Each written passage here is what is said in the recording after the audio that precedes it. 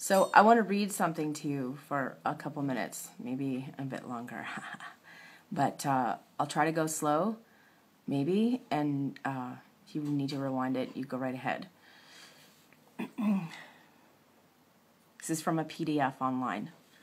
The first thing I want you to realize is that the primary tool or weapon terrorcrats use to subjugate, control, and dominate their victims is words. By terrorcrat, I mean coercive political agent or terrorist bureaucrat.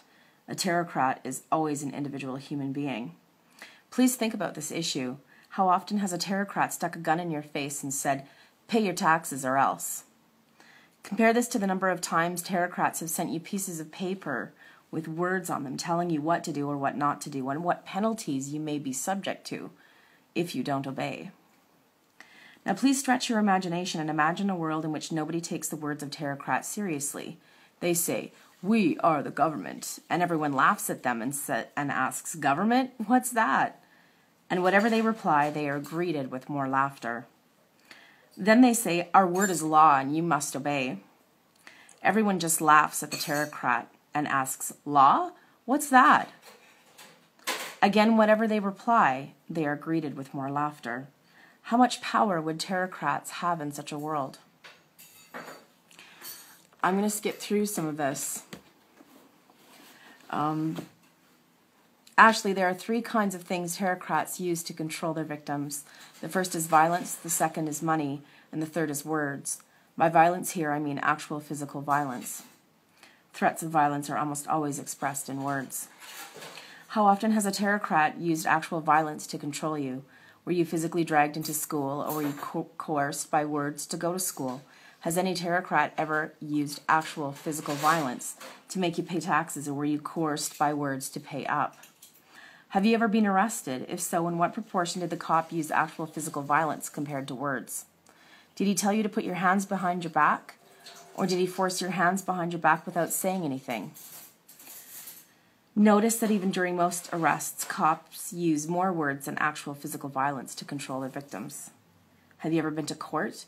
To what proportion do the terrorcrats and lawyers use words in court compared to actual physical violence? Have you ever been to jail? To what proportion do the terrorcrats use words in jail compared to actual physical violence? How much power would terrorcrats have in a world in which everyone says no to them and laughs at whatever they say?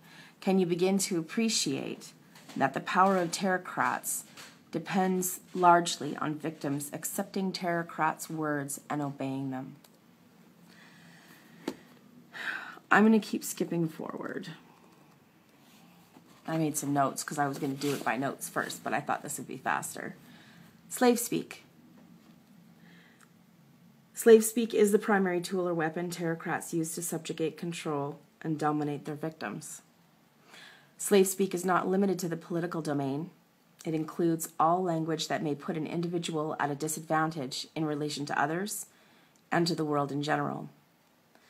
It probably occurs in most domains of human endeavor: philosophical, psychological and emotional, economic, religious, political, legal, scientific, and health. 3 examples this document gave for psychological and emotional slave speak were: "Nobody likes me," "Women always betray me," and "You make me angry." Words of the slave speak bend are words like state, government, law, king, constitution, queen, president, prime minister, nation, country, anthem, borders. These words are abstract words. They are not real words. I'm going to read you a story that's within this document. I just have to scroll down and find it. 2 tribes.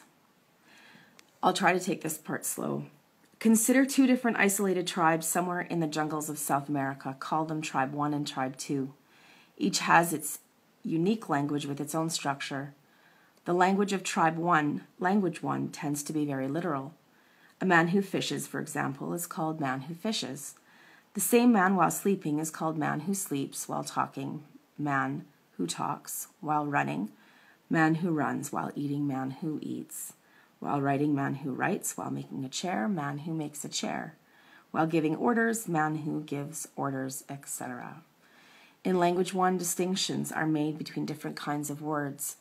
Thing words, do words, how words, funny words, story words, order words, panic words, what, who, where, why, and when words, etc. High-level abstractions are rare in language 1. To the people of tribe 1, any word that doesn't refer to something physically perceivable is highly suspect. Their test for reality is physical. The language of tribe 2, language 2 is very different. A man who obtains his wherewithal mostly by fishing is called fisherman. This system of nomenclature would seem absurd to the people of tribe 1. How can you call someone a fisherman when he is not fishing but sleeping? Language 2 contains many high-level abstractions like happiness. People from tribe 2 can talk for hours about happiness. To someone from tribe 1, this would be incomprehensible. They only talk about woman who is happy while she is happy and woman who is sad while she is sad. The notion that you could separate happiness from a real person being happy and talk about happiness as if it existed by itself would be completely unthinkable to someone from tribe 1. To the people from tribe 2, any word being used is automatically assumed to be part of existence, otherwise people wouldn't use it. To someone from tribe 1, the word existence would be a meaningless absurdity because in their mentality only particular objects exist. In tribe 2, the test for reality is agreement. In tribe 2, the test for reality is agreement. If other people agree with a word and the way it seems to be used, then that word is automatically accepted as valid and useful. One day, a strange man arrives at the place where the people of tribe 1 live. They ask him, "Who you?" He says, "I King." They say, "Your name King?" He says, "No, my name John." They say, "Why call self King if named John?" He says, "I special person, agent of God." They say, "You look different but not special. Who God?" He says, "God, creator of world." They say, "Where God? How create world?" He says, "God everywhere, God all-powerful." They say, "How we see God?" He says, "Can't see God." They say, "You speak crazy." He says, "No, I special, I show you." Whereupon the stranger performs various tricks like apparently making objects appear and disappear. They say, "You clever man who tricks." He says, "I special, I King." They say, "You speak funny, you clever John who tricks." He says, "I King, my word, law." They say, "What law? Special word?" He says, "Yes, my word law you must obey." They say, "Ah, you mean order word." He says, "Yes, I King, I make law." They say, "No, you speak order word?" He says, "Yes, I special." They say, "What special?" "Anybody speak order word." He says, "You not understand." They say, "No." Eventually, John the stranger gives up trying to convince the people of tribe 1 that he has a special status and that his words are different from the words of anyone else. So he leaves to search for more gullible and impressionable victims elsewhere. For many days and nights, he trudges through the jungle before discovering the people of tribe 2. They say, "Who you?" He say, "I King." They say, "Your name King?" He say, "No, my name John." They say, "Why call self King if named John?" He say, "I special person, agent of God." They say, "You look different. What God?" He say, "God, creator of world." They say, "Where God? How create world?" He say, "God everywhere, God all-powerful." They say, "Show special?" Whereupon the stranger performs various tricks like apparently making objects appear and disappear. They say, "You're King, agent of God." He say, "Yes, my word law." They say, "What law?" he say, "Law, special word of God through me, you must obey." Whereupon the people of tribe 2 bow down and kiss the feet of John. They do not habitually test abstractions against reality, so they readily accept John the stranger as their king and his word as law. Thereafter, all he has to do to subjugate, control, and dominate them is open his mouth. Language creates spooks that get into our head and hypnotize us. That's a quote from Robert Anton Wilson. I've been reading to you from The Anatomy of Slave Speak. I think it was written by Frederick Mann. Yeah. If you Google The Anatomy of Slave Speak PDF, those terms on Google, you should be able to find it. It's a 40-page document. It's a very interesting read.